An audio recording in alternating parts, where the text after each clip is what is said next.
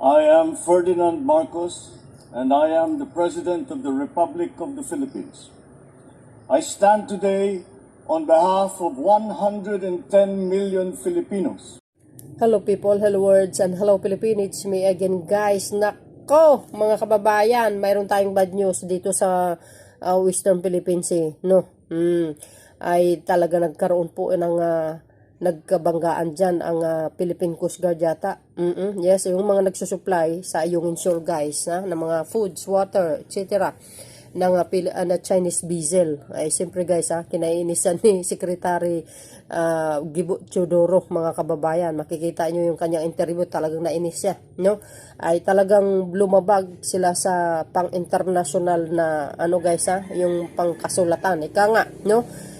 Alam nyo naman, itong bansang Chinggos na ito, talagang hindi sumusunod dito guys. Hindi tinitingnan kung ano yung nagpagkasunduan sa international law, no? Ay ewan ko ba, napakagahaman din talaga nila, no? Binaliktad pa talaga tayo, na tayo pa daw ang bumangga sa barko nila, na kung tutuusin, makita mo, no, sa explain po ng ating Philippine Coast Guard na official dito sa interview, sa press briefing na ito, talagang sila naman talaga ang nauna. Kasi nga, hinaharangan nila yan, ayaw nila tayong padaanin. Kasi katwiran nila, sa kanila yung area. Pero kung tutuusin guys, no, wala ba silang mata, no, sa mga pinagagawa nila, na kung tutuusin, makikita mo sa mapa, teritoryo po ng Pilipinas, sa kinalalagyan nila, sa totoo lang. Inagaw lang no? So nakakalungkot yung ganito. Sana po, no, na hindi mas lumala pa. Alam nyo, pag hindi po nakatiis itong mga nagsusupply sa ayong Int'L na mga kababayan natin, na mga sundalo, ay sabi ko guys, pag nainis itong ito, talagang lalaban ito no? Sana po, wag naman sanang ganun. Yung mga bansang Chinggos, dapat sumunod naman sila kung ano yung nakasaad sa international law, no? Kaso lang mga yan, mga kababayan, hindi talaga sumusunod mga yan matitigas ang mga ulo mga yan. Mahilig sila magbaliktad, no? At maangkin. So, ganun pa man mga kababayan, pag-pray po natin na sana wag namang ganun. Tayo dito ay kapayapaan lang, hindi po gulo. Mayayabang sila kasi malalaki sila, no? Ganun pa man guys, panoorin nyo po ang press briefing ni Secretary DND Theodoro guys, mahalata nyo talagang naiinis din siya, no, sa nang nangyayari, at kinukundina po ng ibang bansa itong mga nangyayaring ganito. Talaga namang ewan ko dito sa bansang Chinggos na ito. So ganun pa man guys, panoorin nyo ang kanyang press briefing para makita natin at yung mga inihayag ng ating Philippines Coast Guard na mga opisyal kung paano nangyari. And don't forget to like and hit the button bell para lagi kayong updates guys. Subscribe na din. Maraming salamat po sa inyong watching. See you again on my next live and video uploads. Bye. Babus! Ayan po, panoorin natin si Secretary Theodoro. Ladies and gentlemen, fellow countrymen, we have a prepared statement. The President called a special command conference this morning of the National Security and Defense Cluster in order to be briefed and to give his guidance on the latest violation by China of the sovereignty of the Republic of the Philippines. The Philippine government views the latest aggression by China as a blatant violation of international law.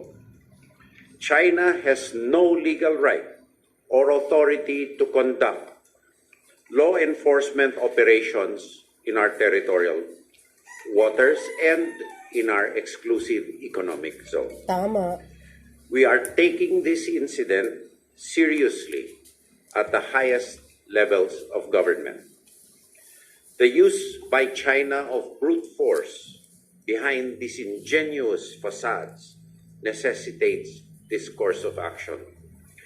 We called for this press conference to give you a clear and factual narrative of what transpired.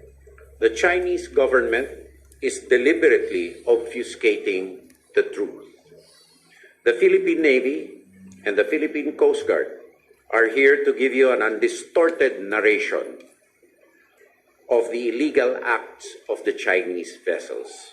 In short, on or about 6:04 in the morning of Sunday, October the 22nd, 2023, while conducting legitimate rotation and resupply operations within the exclusive economic zone of the Philippines, Chinese Coast Guard and maritime militia vessels, in blatant violation of international law, harassed and intentionally hit Unaiza May 2 and Philippine Coast Guard vessel BRP Cabra.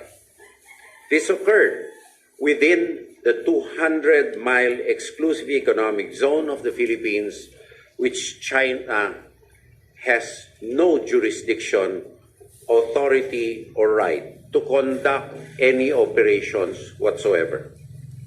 This is a serious escalation of the illegal activities conducted by the Chinese government in the West Philippine Sea, in complete disregard of any norm or convention of international law.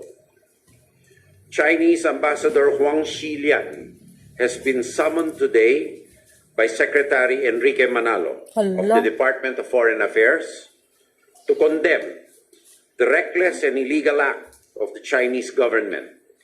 Likewise, Philippine Ambassador to China, Jaime Flor Cruz, has been instructed to convey the same to the Chinese Ministry of Foreign Affairs. The Philippine Coast Guard has been directed to proceed swiftly with its maritime investigation in accordance with international maritime safety regulations. We acknowledge the support of our allies and like-minded nations such as the United States, Japan, Australia, Germany, Canada, the Netherlands, the United Kingdom, and the European Union in condemning China's aggression and expansionist actions. We call on our people to stand behind the government in executing our constitutional mandate to secure the national interest in the West Philippine Sea. Thank you. I would like to give a narration of what transpired during the last rotation and resupply mission in Ayungin. On 21 October, that is last Saturday, at about 2:55 in the morning, our team, consisting of two vessels, Unaiza May 1 and Unaiza May 2, left Ostor Bay for a legitimate rowing mission in Ayungin Shoal. Upon reaching Sigatuna Shoal, the two Filipino vessels were joined by two Philippine Coast Guard and two Philippine Navy vessels. But as early as reaching the vicinity of Sigatuna Shoal, it was already observed that a Chinese Navy corvette started appearing in the horizon and started shadowing the movement of our supply vessels. So along this route, the shadowing continued, and while the vessels are nearing Escoda Shoal, the number of Chinese vessels increased, including the presence and the arrival of Chinese militia vessels. Then, approximately 6 nautical miles to the entrance of Ayungin Shoal, UM2 was hit at the rear side at her rear side, starboard rear side, causing damage to the vessel. Unaiza May 1 was able to complete her rowing mission, was able to evade the militia vessels, and went alongside LT-57 to complete her mission, while Unaiza May 2 was restricted in her ability to maneuver. The Chinese vessels restricted her maneuverability by sailing very close to the port side or the left side and the starboard side or the right side of the vessel. So she had no option but to find a route back eastward towards the direction of Sabina Shoal. At around 6:04, a Coast Guard vessel intentionally hit her rear side, causing damage to a fantail post. In the end, UM-1 finished her resupply mission, but UM-2 had to go back to mainland Palawan. At about 8 o'clock also, in the same morning, our Coast Guard vessel was hit by a Chinese militia vessel on her left side, causing dent to the Philippine Coast Guard vessel.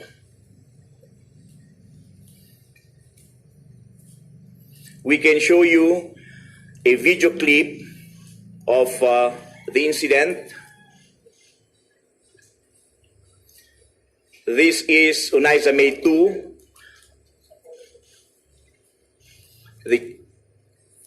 This was immediately after the collision. The Chinese Coast Guard hit the right side of Unaiza May 2. We have another video clip. This is the Philippine Coast Guard vessel, and you notice how close the Chinese militia vessel was.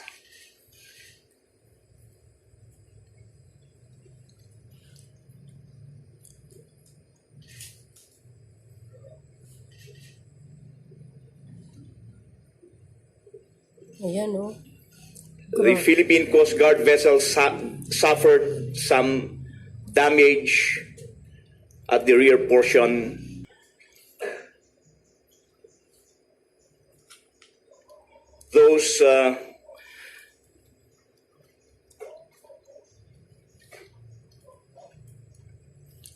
These were what transpired yesterday morning.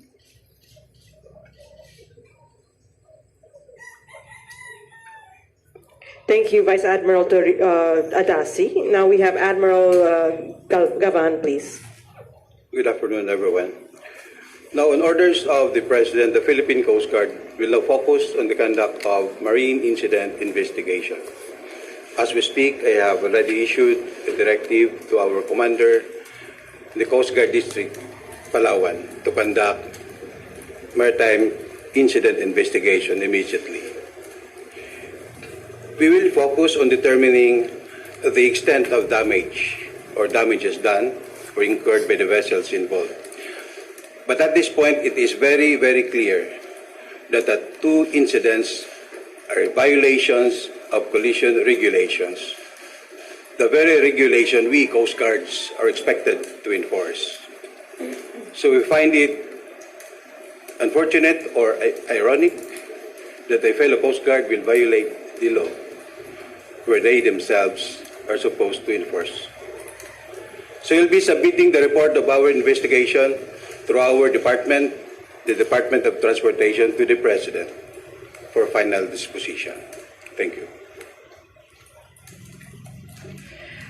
And now our panel will take some questions. The first question is from Kenneth Paciente of PTV4. Hi, sirs. Good afternoon po.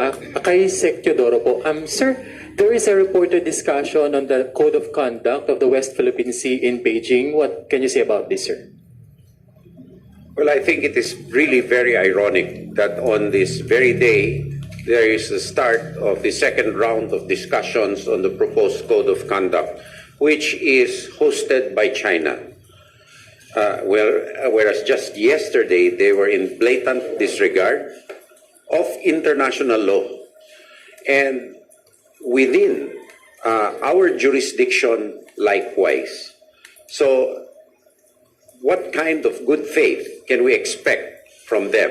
And that we will wait for our representatives to that Code of Conduct meeting to disclose or to report to our people.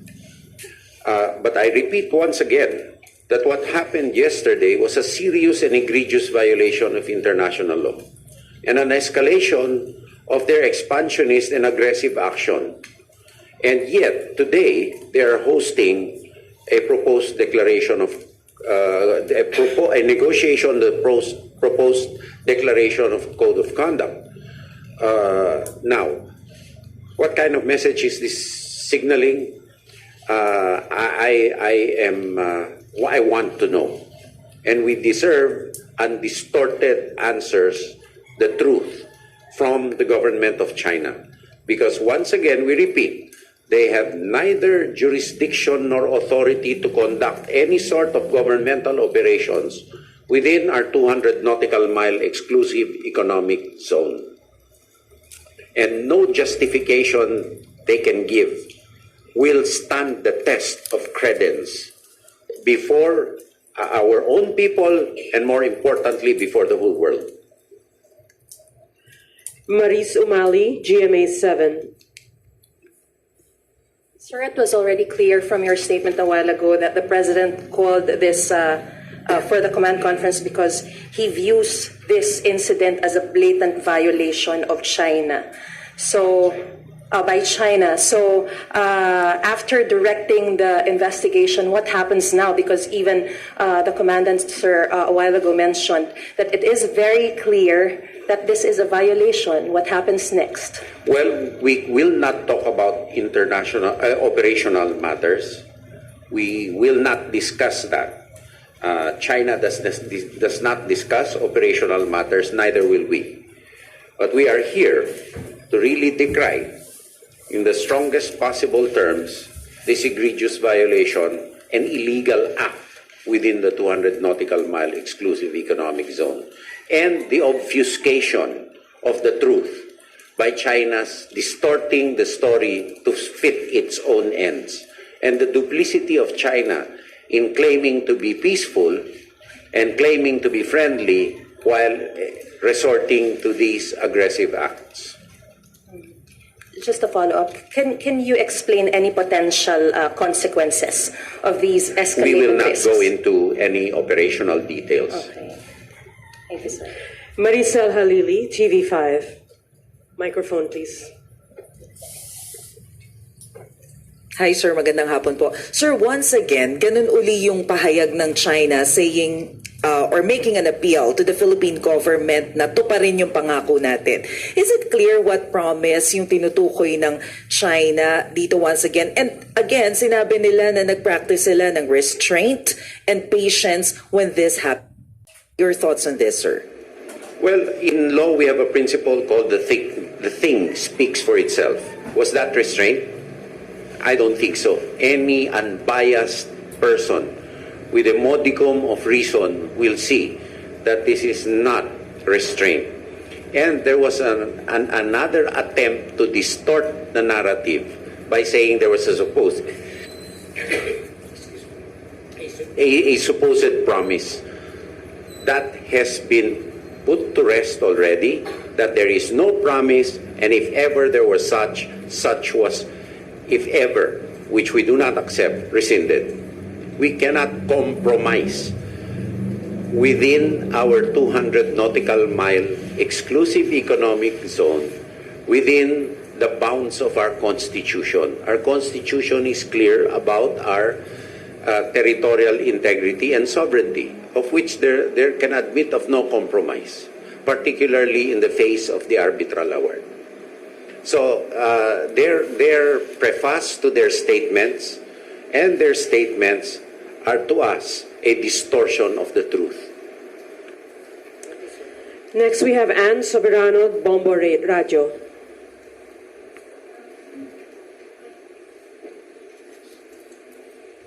Sir, good afternoon. Ang tanong ko po is, bukod po sa paghahain ng diplomatic protest, ay magsasampa po rin ba tayo ng kaso sa United Nations General Assembly? Hindi ko wala po sa aming jurisdiction na pag-usapan yan. Ito lang po na nakaloob po sa aming statement ang aming maaring ihayag sa kasalukuyan. Sir, with this incident sa West Philippine Sea, panahon na ba para pagtuloyin na natin itong mga gagawing development sa ating Pag-asa Island? Magiging operational matter nga lahat itong mga katanungan po nila. Hinihimok na lang po namin na ang pagkakaisa ng ating bansa sa likod ng gobyerno sa ating mga hakbang upang i-secure ang territorial integrity at sovereignty ng ating republika. At kaya po ibinabuti ng ating pamahalan sa liderato po ng ating Pangulo na maghayag ngayong araw na ito upang sa ganon hindi na po kumalat ang fake news at anumang mga espekulasyon. Wala po tayong pwedeng gawing espekulasyon kung anong mga susunod na hakbangin dahil wala pa po kaming hinahayag. Kaya maniwala na lang po sa ating gobyerno, wag po itong maging ugat ng pagtatanim ng fake news ng Tsina o ng iba pa upang tayo'y magkawatak-watak o magkadebate ng malaki sa mga issue na ganito. Dahil sa oras po na ito, kailangan po ng pagkakaisa ng ating bansa. Correct. Sir, last na po, ano po ang magiging decisive action po ng Philippine government dito sa ginawa ng China? Operational matter po yan sa inulit-ulit ko. Ngayon po, kailangan kundinahin ng buong mundo at ng bansa ang illegal at mapaniil na mga aksyon ng Chinese government na labag sa kahit na anong norm ng international law, kahit saan libro hanapin. Abogado We yan, have time guys, for one last question. It's Lawyer Carly yan, Valbuena, DZME. Secretary Theodoro. Abogado. Natanong na rin po yung question ko pero I'll just ask another question. Sir, bukod po doon sa utos sa PCG to investigate the matter, meron pa po bang ibang directive si Pangulo doon po sa command conference kanina?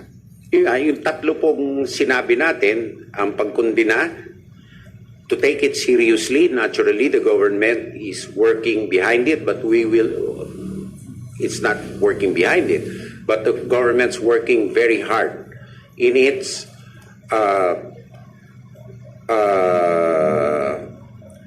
constitutionally mandated task to secure the territorial integrity and sovereignty of the Republic of the Philippines. Although we will not discuss operational matters, our diplomatic authorities, the DFA, has summoned Ambassador Huang Xilian not only to give a protest but to condemn the reckless and illegal act of the Chinese government. And lastly, the Philippine Coast Guard has been directed to proceed swiftly with its maritime investigation in accordance with Philippine law. Other matters are purely operational.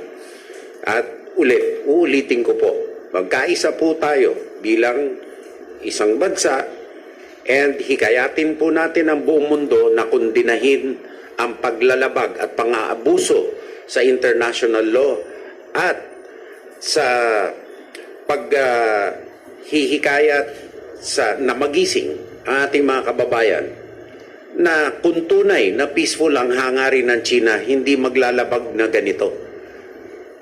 Hindi maglilinlang na ganito ang China sa ating mga kababayan at sa buong mundo. Sir, how did the President took this incident po? Kumbaga, ano yung mood The or reaction President niya? is taking this very seriously. And the President is, that's it. He's taking this very, very seriously, so much so that he called the Special Command Conference this morning. And if you will read the statement, the highest levels of government are giving serious weight to this incident, given the false narrative of China, given the more egregious and aggressive behavior that they display, and given that we cannot take this or tolerate this kind of action or take it lightly, or neither take it lightly nor tolerate it. So we still have room for one more question from Ella Hermonio of Nikkei.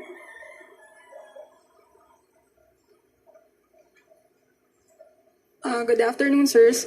Regarding the probe on the incident, do you have a timeline on when you project the results will be out? And of course, in a few weeks' time, there will be another RORE mission. So, what measures are you taking or will you take to hopefully avoid this incident? Because of course, after this, On the second question, that's an operational matter which I will not discuss. On the first part of the question, I'll allow Admiral Gavan to respond because there are established procedures for that. We are looking at 5 days to complete the investigation. And to whom will you submit it, sir? And We will submit it to the President through the Department of Transportation. will be released publicly as well? That I cannot answer. Thank you.